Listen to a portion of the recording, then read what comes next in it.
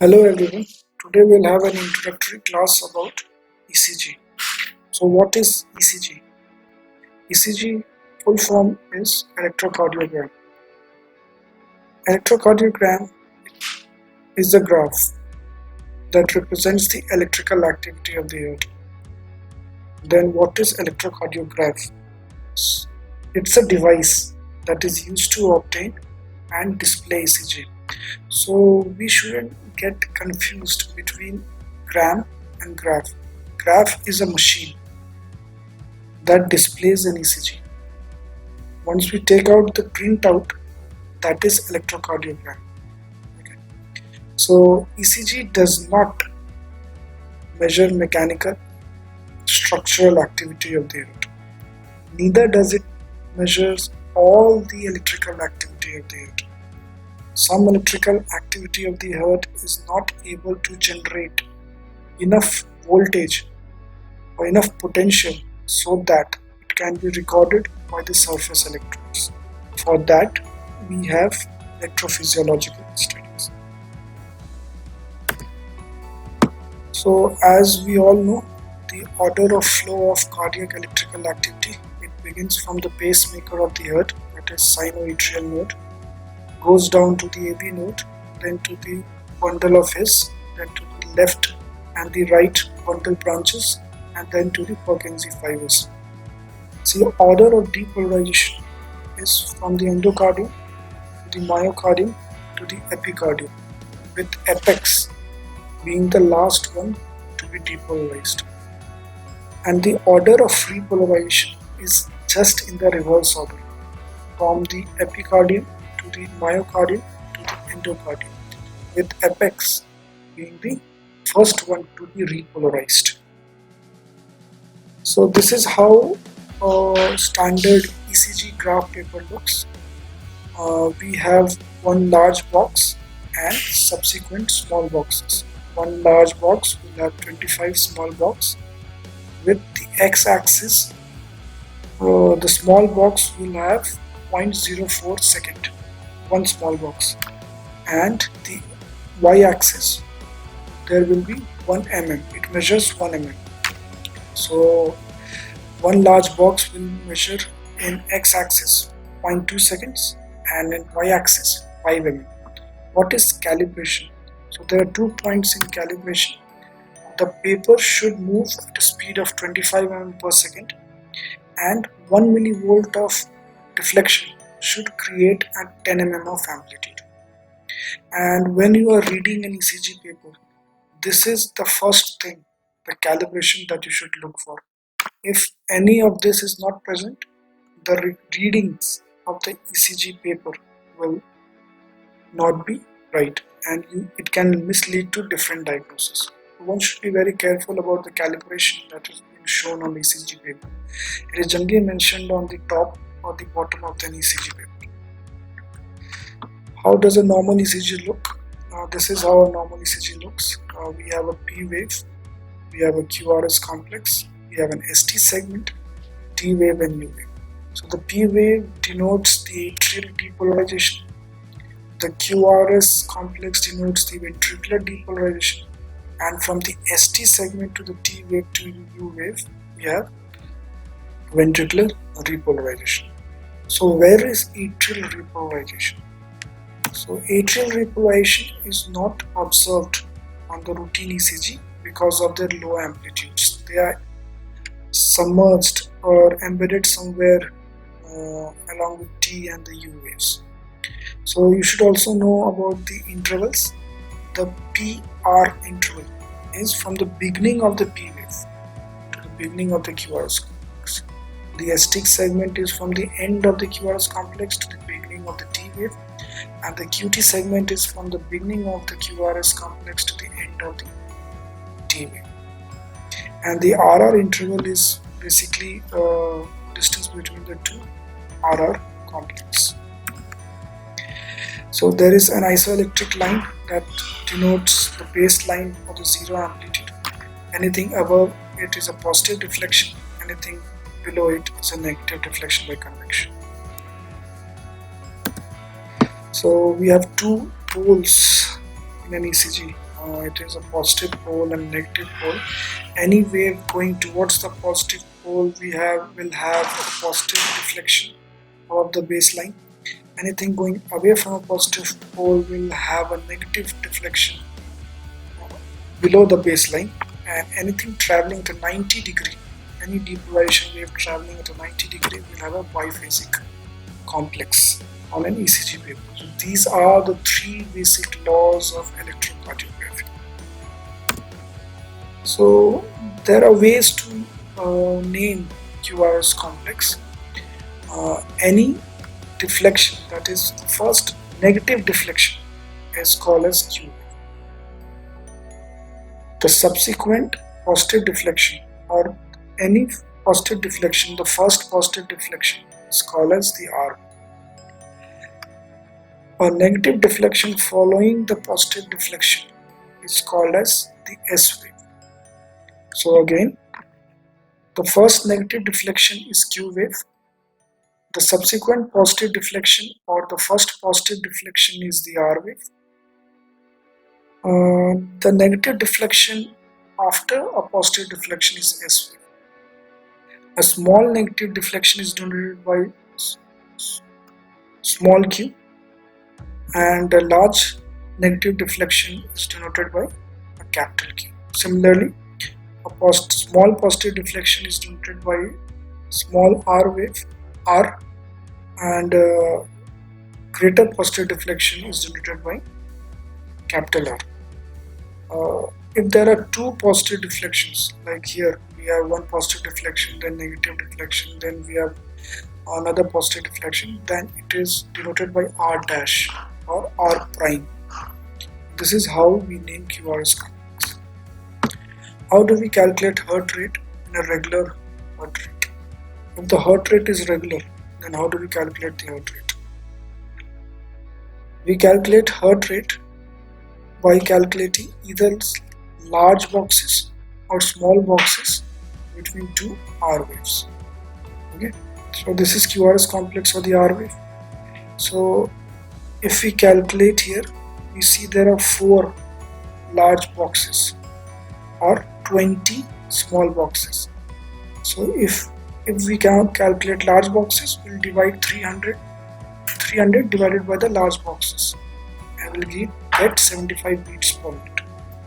And if we are calculating, if we are using small boxes, we'll divide 1500 divided by those small boxes, and we'll get 75 beats per minute. Any of them is correct, but calculating small boxes will give you much accurate reading. So this is called as box counting method. Again, this is done for the regular heart rate.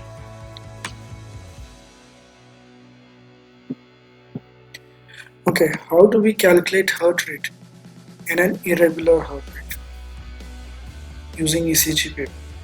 So as we know, as we have looked in the previous slide, that one large box is 0.2 second. So in 1 second there will be 5 large boxes. Okay. So in 1 second there will be 5 large boxes. So in 10 seconds there will be 50 large boxes. So in this example we are using 10 seconds. You can decrease it to 5 seconds or 3 seconds as you wish. So we count 50 large boxes, and then we count the QRS complex or the R wave in these 10 seconds. In this example, there is 11 QRS complex in this 10 seconds. Therefore, the heart rate will be, if there is 11 QRS complex in 10 seconds, then in 1 minute or 60 seconds there will be 11 into 6. That means that is 66 beats per 60 second, or the heart rate is 66 beats per minute. So this is how we calculate heart rate using ECG paper in an irregular heart rate scenario. There are two terms, ECG leads and ECG electrodes. This wires is called as ECG leads, and this electrodes that we apply on the chest is ECG electrodes. So there are two types of ECG leads. It is called as bipolar and unipolar. In bipolar, we record the difference between the electrical voltage between two extremities. Okay. When we compare it with the unipolar leads, the reference point is not on the extremity, but they are at a remote site. So we have 3 bipolar leads in a 12 lead ECG is a standard limb leads, and we have 9 unipolar lead including augmented limb leads that are 3: AV right, AV left and AV foot. These are called as augmented limb leads because the voltages recorded by the ECG have been augmented 50% over the actual voltages detected at each extremity. This is done to have a better recording or to have a better capture of the electrical activity of the earth. And then there are precordial or the chest leads that are 6 in number from V1 to V6. So as we have already discussed, the bipolar leads records potential between two limbs. So if we can see here, there are positive and negative terminal, and there is lead 1, lead 2 and lead 3 as we can see in this figure. The right leg electrode solely function as the electrical ground electrode. So when we measure the poles of all this lead 1, lead 2 and lead 3, it comes down as a triangle. The electrical activity comes down as a triangle. This triangle is Einthoven's triangle. Okay, and it measures up as the electrical voltage of lead 2 should be equal to the electrical voltage in lead 1 plus lead 3. Why is lead 1, lead 2, lead 3 arranged in this manner is just because Einthoven arranged them in that manner when he discovered it. So if the R wave in lead 2 does not seem to be the sum of the R wave in lead 1 and lead 3, this may be a clue that the leads have been recorded incorrectly or mounted improperly. Okay, then we have augmented leads, AVR, AVL and AVF, and their positive and negative terminals. Then we have unipolar precordial chest leads from V1 to V6. It's important to know about their position on the thorax. So V1 is placed just right to the sternal margin at the first intercostal space. V2 is placed left to the sternal margin in the fourth intercostal space. V4 is placed in the mid-clavicular line in the fifth intercostal space, and V3 is placed between V2 and V4. V5 is placed in the left anterior axillary line, and then V6 is placed in left mid-axillary line. And since it is a unipolar lead, the negative terminal is at a remote location. We call it as Wilson central terminal. So this is how a standard 12 lead ECG will look. We'll have the limb leads 1, 2, 3, AVR, AVL and AVF. These are called as limb leads. And then we have precordial chest leads V1, V2, V3, V4, V5, V6 and the subsequent placement here. Okay, and lead 2 is called as rhythm strip. We can measure the heart rate in it and we can see the rhythm of these waves here, different waves. So this is called as rhythm strip.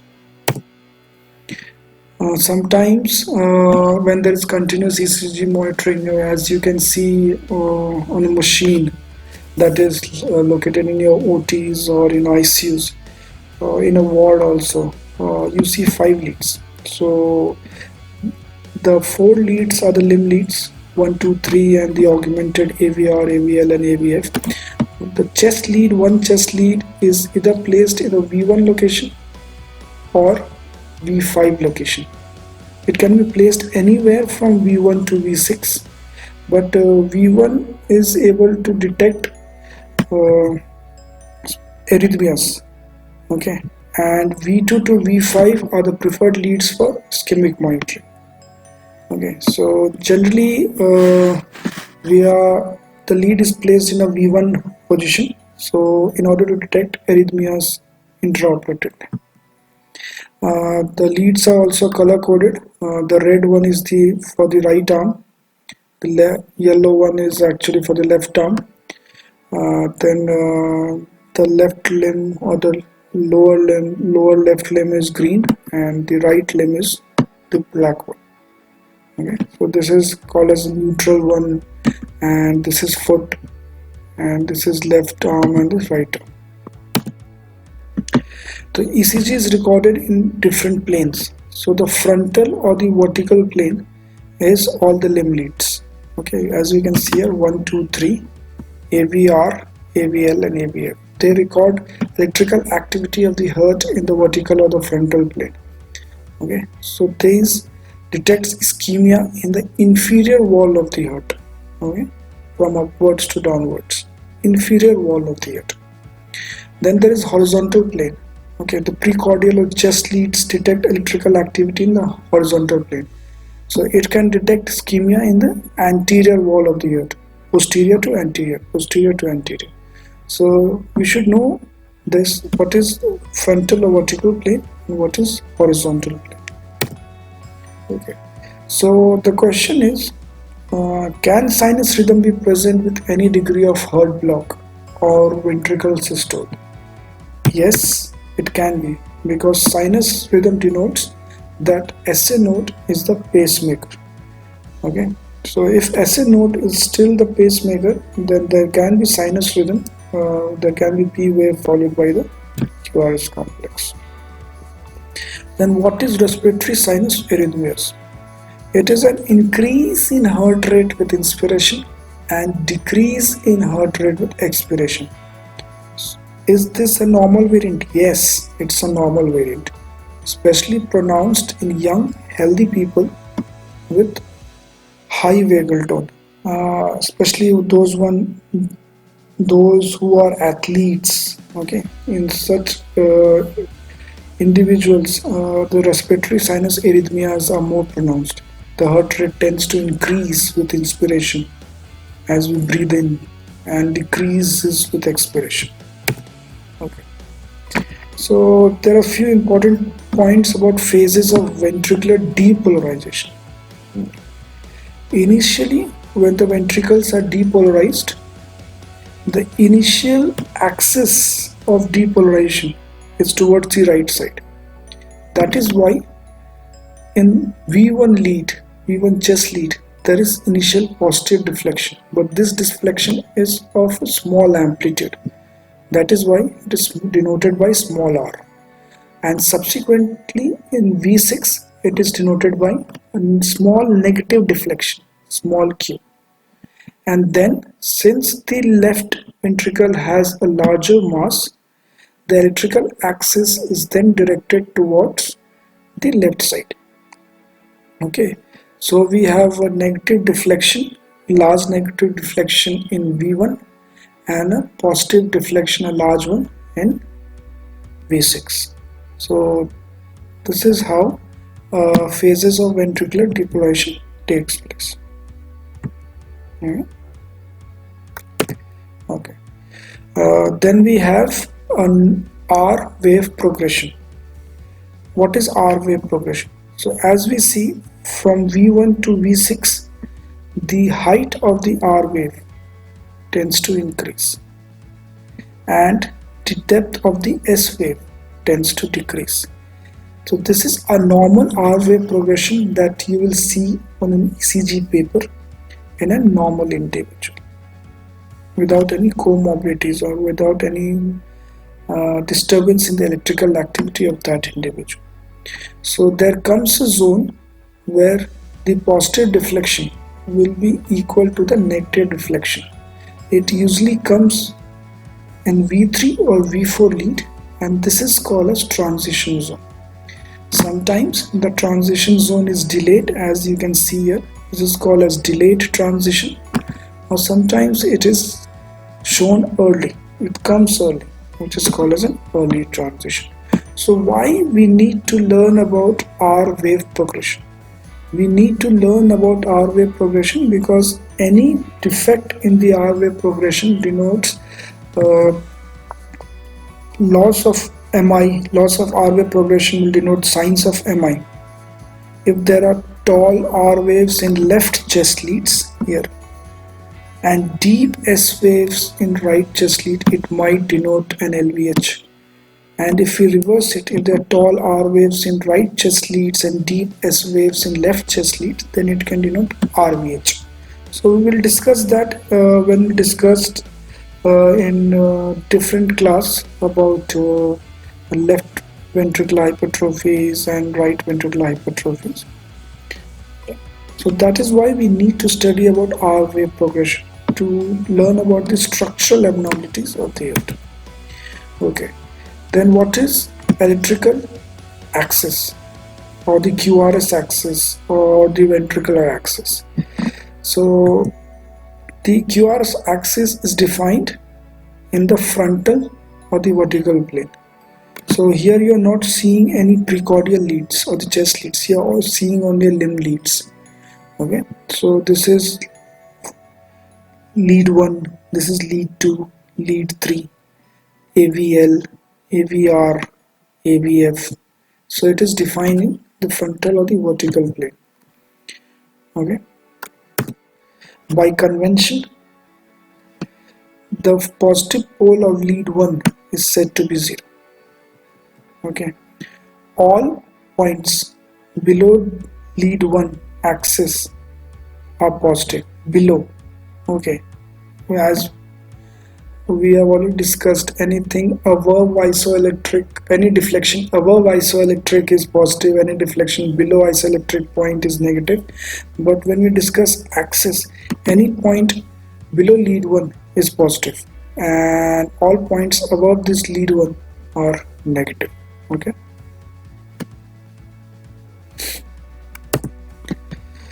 So an electrical axis that points towards the AVL or above the lead 1 is called as leftward axis. Okay. And then or the horizontal axis.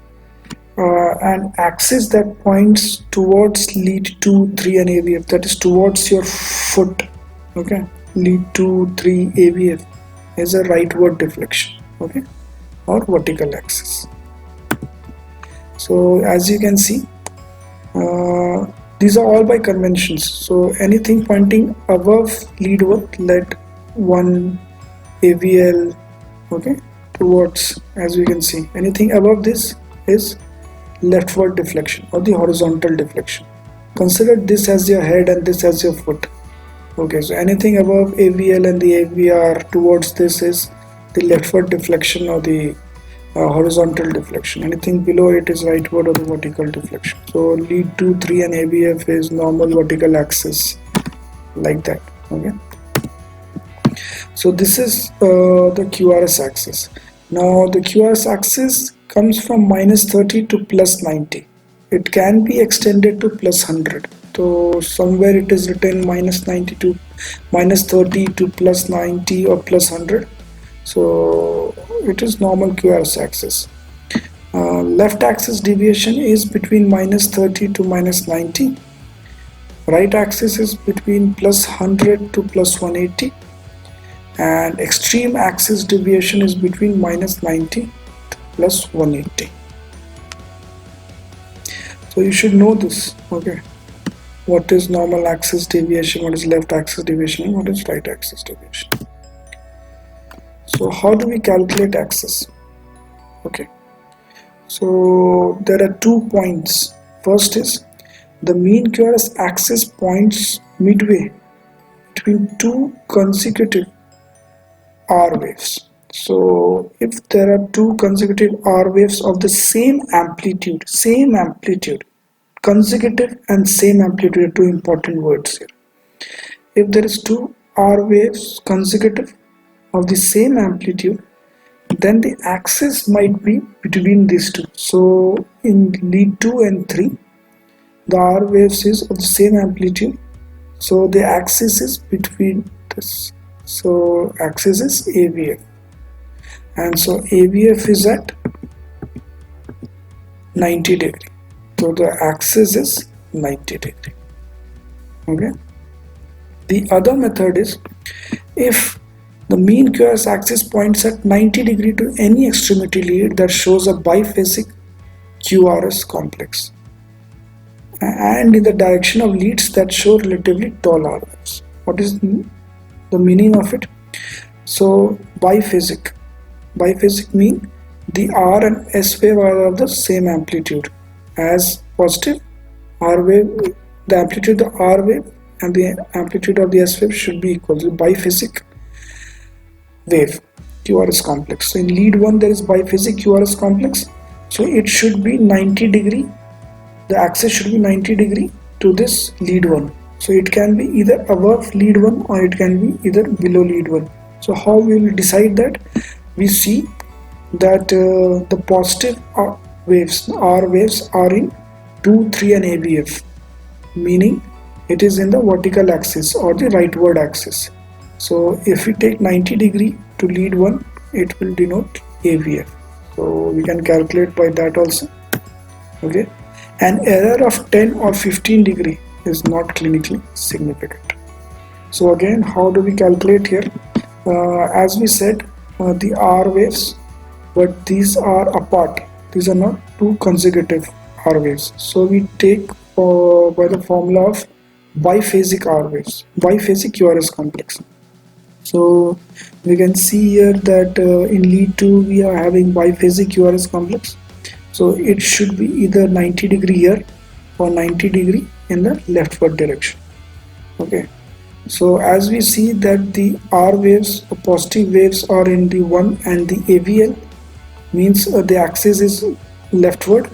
So 90 degree leftward to lead 2 is AVL. So the axis is at minus 30 degree. Okay. So we now talk about right axis deviation. So what is right axis deviation? We know the normal axis is minus 30 to plus 100. Right axis deviation is beyond plus 100 and left axis deviation is beyond minus 30.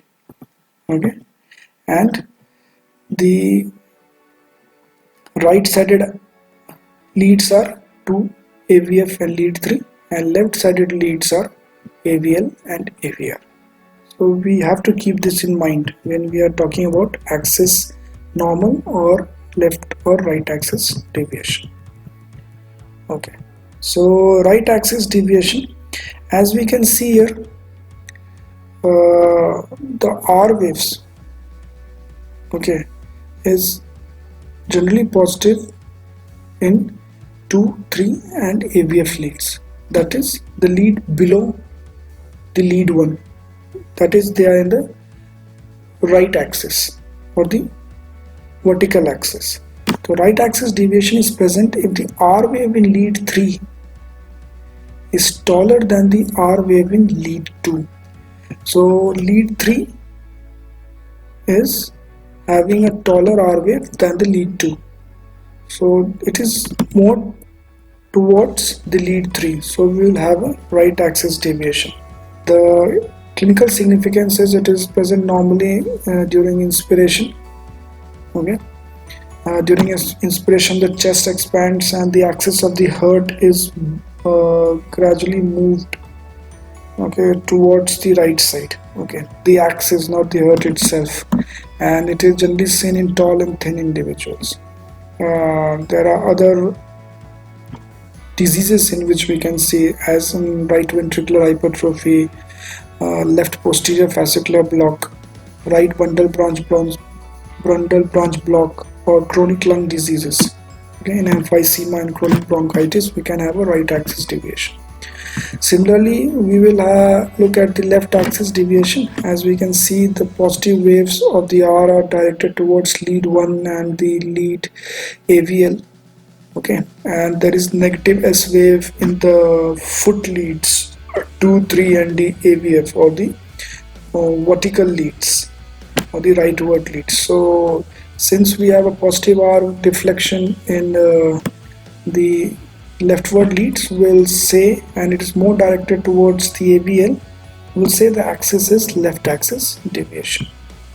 Okay, normally it is seen during expiration in obese and short individuals, in individuals with pregnancies, or in abdominal tumor or ascites, in which the axis is more deviated towards the left, the Hertz axis deviated towards the left. Or we can have a left ventricular hypertrophy, left anterior fascicular block, or the left bundle branch blocks. Okay. So what is indeterminate axis? Indeterminate axis is in which all 6 extremity leads shows a biphasic pattern. Okay, so it is very difficult to determine whether it is left axis deviation or right axis deviation. As we can see here, all limb leads have a biphasic pattern. So it can be a normal variant or it can be a pathological variant or occur in a pathological settings. So now we learn a simple method to calculate axis deviation. If lead 1 and lead 2 shows positive deflection, then it is normal axis. If lead 2 shows a negative deflection and lead 1 shows a positive deflection, or lead AVL or AVR shows a positive deflection, then it is left axis deviation. If lead 2 shows a positive deflection and lead 1 shows a negative deflection, and along with lead 2, lead 3 and AVF shows a positive deflection, then it is right axis deviation. We can also have a look at if all the leads, lead 1, 2 and AVF has a negative deflection, then there is extreme axis deviation. Or if there is biphasic deviation in all the limb leads, then it is indeterminate axis. So should know the normal duration, height, and few points about various waves that we encounter normally. So the P wave is generally of 0.12 seconds, meaning 3 small boxes. One small box was 0.04 seconds, and 2.5 millimeter in height, means 2.5 small boxes. One small box was 1 millimeter. Okay. So with sinus rhythm, normal P wave is negative in AVR. Okay, and in V1 it can be negative or sometimes it is biphasic. Okay, the PR interval is 0.1 to 0.2 seconds. The QRS complex, it is actually 0.08 to 0.1 second. Okay, but duration should be less than 0.12 second. Height should be less than 25 mm, meaning 5 large boxes. Okay, and what is low QRS voltage? Low QRS voltage is said to be present when the total amplitude of the QRS complex in each of the 6 extremity lead is less than 5 mm or 10 mm or less in chest leads. Okay. Sometimes you can see QRS complex which is greater than 25 mm in height. This can be seen in thin people, athletes and young adults. Okay, so these are normal variants. Okay, the ST segment is usually isoelectric, okay, but it may be slightly elevated or depressed normally, and this elevation or depression is usually less than 1 mm. Now there is a benign variant known as an early reprojection pattern. In this, the ST segments in the chest leads will be elevated 2 to 3 mm above the baseline. It is commonly seen in young individuals, and so one should be aware of the clinical findings and the laboratory findings in old individuals, as this benign variant can closely resemble acute pericarditis or myocardial infarction. The very beginning of the ST segment is sometimes referred to as J point. Then we have T wave. This is normally asymmetrical, and Normally, inverted T waves are seen in AVR V1 and lead 3. So inverted T waves has its own significance, but a normal variant is seen in lead 3, AVR and V1. The height should be less than 5 mm in limb leads and 15 mm in precordial leads.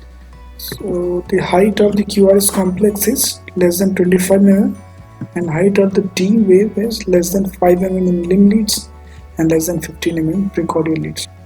Then we have U wave. Its exact significance is not known, but it has been associated with various abnormalities. And then we have QT intervals, that is 0.33 to 0.44 second. Okay, and since it is heart rate dependent, so the heart rate corrected QT intervals can be calculated using various formulas like Bizet and Hodges, etc. You can get it on various internet sites and in your ECG books. So there are abnormal waves or intervals, and this is a chart that you should go through where you can see tall and narrow P waves, biphasic waves, and various abnormalities in intervals and QRS complex. And we will deal with all these abnormalities in another class, in another presentation. I have combined this in one table so that you can easily go through it. So this is the abnormalities present in ST segment and T waves. Then we come down to U wave and the QT segment. Then there is something called as noise filtering in ECG machines. What is noise filtering in ECG machines? There is low frequency filter and there is high frequency filter. So low frequency noise such as that produced by respiration or any other patient motion causes the tracing to wander above and below the baseline. Therefore, low frequency filters are used in ECG so that it doesn't interfere with ECG monitoring. Similarly, there are high frequency filters which are needed to reduce distortion from muscle fasciculations, tremors, and electromagnetic interference from other electrical equipments. So, American Heart Association recommends various cutoff points for low frequency and high frequency filters, which are mentioned here subsequently. And we have something called as ambulatory ECG recordings. This is done in an ambulatory patients in which instant ECG or a single recording of ECG is unable to detect any arrhythmias or any ischemias. So in an ambulatory patients, for a longer duration of recording, for the recording in 24 hours or 48 hours or more than that, there are various modalities or techniques available. So as we can see this here in table, there are various modalities available with the duration mentioned and with that particular advantages and disadvantages. So this is how an Holter monitor will look like. There will be ECG electrode attached to it, and the load will be connected. This ECG electrode will be connected to a monitor via ECG leads, and it will be there with the person while he is doing his household chores or any office activity for 24 to 48 hours. Okay, and then we'll take this ECG monitor to the clinician or the cardiologist, and he will see what are the rhythm in the past 24 or 48 hours that has been stored in it. Okay. So these are the details about the Holter monitor, and you should go through it. What happens in a Holter monitor, what do I have to do, and what the risk of cardiac Holter monitoring. Similarly, we have event recorder. It is different from Holter monitoring that it is patient activated. It doesn't record continuously. Whenever patient feels any kind of dizziness, syncope, or any chest pain, the patient can press the button. Okay, and the monitor that is attached to the electrodes via the ECG leads in a patient will record the ECG rate and rhythm at that particular moment. So these are the do's and don'ts and what happens in an event recording. Event recorder can be placed for a longer period of time, okay, for longer duration compared to an Holter monitor. Okay, so external loop monitor is similar to an event monitor only. Implantable loop monitor can be placed for a duration of 3 years. Okay, it can be patient activated and it can also record continuously. Okay, so this is a difference between Holter monitoring, external loop recorders, and implantable loop recorders. You should go through this step. Thank you for listening. Do subscribe our channel, The Doctors Club, and do visit our website, thedclub.in.